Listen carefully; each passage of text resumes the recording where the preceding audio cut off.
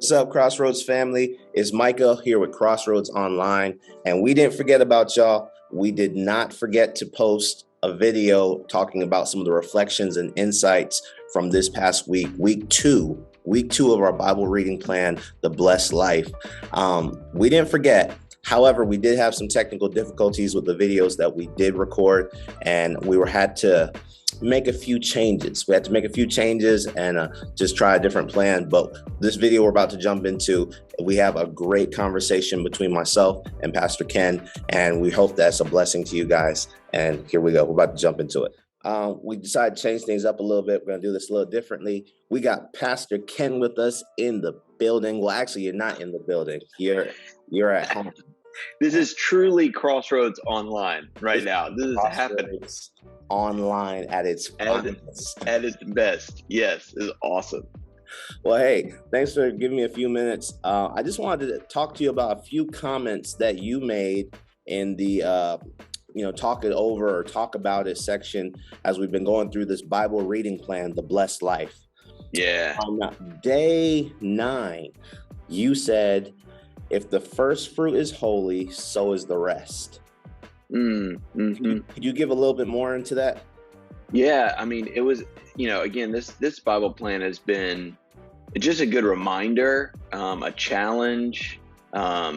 It's been encouraging. It's been all those things. But one of the things that stood out to me in day 9, what in the reading was like, bring the first fruit. Mm-hmm. And I think that oftentimes we'll whether it's our finances or whatever it is, even if starting our day, like we start our days with alarm goes off and I'm gonna hit the snooze 3 times and then I'm gonna get up and get ready and roll out the door, and then at the end of the day, maybe if there's some time, then I'll give it back to God. Yeah. And I've been personally convicted of like, if I wake up and the first thing I do is not check social media, not check my email, not check my text messages, but I open the Bible app and I read it, then my day changes, my perspective changes, and obviously that applies to our finances as well. If the first bill that comes out is Netflix or Hulu or whatever, YouTube, if that's the first bill that comes out because it's automatically set up to come out on the first of the month, mm-hmm.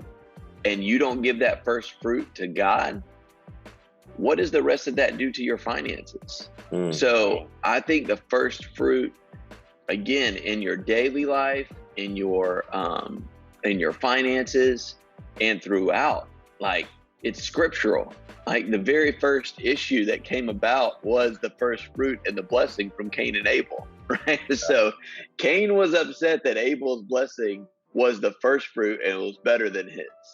Mm-hmm. And it started from there. You continue to see even that reflection back in, Isaac. Abraham gave Isaac back, his first child that he'd waited 100 years for. He was ready to sacrifice that and give him back to God.